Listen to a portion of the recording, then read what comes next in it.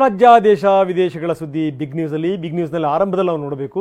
ಕೆಲವೊಂದು ಸಂಸ್ಥೆಗಳು ಯಾಕೆ ಈ ರೀತಿ ನಿಯಮಾವಳಿಗಳನ್ನು ಮಾಡ್ತಾವೋ ಏನೋ ಗೊತ್ತಿಲ್ಲ. ಯಾಕಂದರೆ ಒಂದು ಲೆಕ್ಕದಲ್ಲಿ ಏನು ಅಂದರೆ ಯಾವುದೇ ಹಬ್ಬ ಹರಿದಿನಗಳನ್ನು ಮಾಡಬಾರದು ಅಂತ ಈ ವಸತಿ ಶಿಕ್ಷಣ ಏನಿದೆಯಲ್ಲ ಅಲ್ಲಿ ಒಂದು ಸುತ್ತೋಲೆಯನ್ನು ಹೊರಡಿಸಲಾಗಿತ್ತು.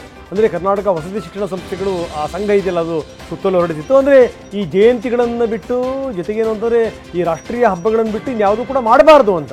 ಅದಾದಮೇಲೆ TV9 ಇದಕ್ಕೆ ಸಂಬಂಧಪಟ್ಟಂಗೆ ಒಂದು ದೊಡ್ಡ ವರದಿಯನ್ನು ಪ್ರಸಾರ ಮಾಡಿತ್ತು.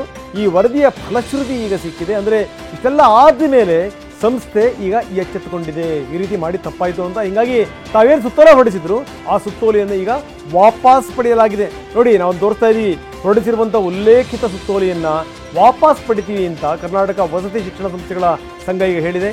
ಇಂಥ ಸುತ್ತೋಲೆಗಳನ್ನು ಹೊರಡಿಸೋದು ಯಾಕೆ, ಅದಾದಮೇಲೆ ವಾಪಸ್ ತಗೊಳ್ಳೋದು ಯಾಕೆ, ಸಂಬಂಧಪಟ್ಟಿರುವಂಥವರೇ ಹೇಳಬೇಕು. ಸೋನಿಯಾ ಗಾಂಧಿ ರಾಯಬರೇಲಿ ಜನರಿಗೆ ಒಂದು ಭಾವನಾತ್ಮಕವಾದಂಥ ಪತ್ರ ಬರೆದಿದ್ದಾರೆ.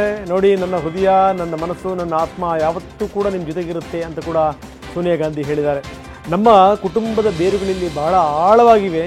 ನಮ್ಮ ಕುಟುಂಬಕ್ಕೆ ನೀವು ತೋರಿಸಿರುವಂಥ ಪ್ರೀತಿ, ಮಮತೆ, ಅಕ್ಕರೆ ಇದೆಯಲ್ಲ, ಅಕ್ಕರೆ ಮುಂದೂ ಕೂಡ ಮುಂದುವರಿಯುತ್ತೆ ಅನ್ನುವಂಥ ವಿಶ್ವಾಸ ನನಗಿದೆ ಅನ್ನೋದ್ರ ಮುಖಾಂತರ ಎಲ್ಲೋ ಒಂದು ಕಡೆಗೆ ತನ್ನ ತೆರವಾಗಿರುವಂಥ ಜಾಗಕ್ಕೆ ತಮ್ಮ ಕುಟುಂಬದಿಂದ ಯಾರಾದರೂ ಬರಬಹುದು ಅನ್ನುವಂಥ ಸಂದೇಶವನ್ನು ಕೂಡ ಸೋನಿಯಾ ಗಾಂಧಿ ರವಾನಿಸಿದ್ದಾರೆ.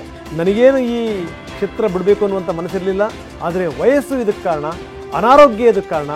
ಹೀಗಾಗಿ ಅನಿವಾರ್ಯವಾಗಿ ಲೋಕಸಭೆಯನ್ನು ಬಿಟ್ಟು ರಾಜ್ಯಸಭೆಯ ಹಾದಿನ ಹಿಡಿದೆ ಅಂತ ಕೂಡ ಸೋನಿಯಾ ಗಾಂಧಿ ಹೇಳಿದ್ದಾರೆ. ಈ ಮುಖಾಂತರ ಸ್ವಕ್ಷೇತ್ರದ ಜನರಿಗೆ ಸೋನಿಯಾ ಗಾಂಧಿ ಒಂದು ಭಾವನಾತ್ಮಕ ಪತ್ರವನ್ನು ರವಾನಿಸಿದ್ದಾರೆ. INDIA ಇಂಡಿಯಾ ಮೈತ್ರಿಕೂಟವನ್ನು ಬಿಟ್ಟು ಫಾರೂಕ್ ಅಬ್ದುಲ್ಲಾ ಈಗ NDA ಮೈತ್ರಿಕೂಟಕ್ಕೆ ವಾಪಸ್ ಬಂದುಬಿಡ್ತಾರೆ ಅನ್ನುವಂಥ ಮಾತಿತ್ತು. ಆದರೆ ಅಂಥದ್ದು ಯಾವುದು ಇಲ್ಲ ಅನ್ನುವಂಥ ಮಾತನ್ನು ಈ ಫಾರೂಕ್ ಅಬ್ದುಲ್ಲಾ ಅವರ ಪುತ್ರ ಹೇಳಿದ್ದಾರೆ, ಉಮರ್ ಅಬ್ದುಲ್ಲಾ.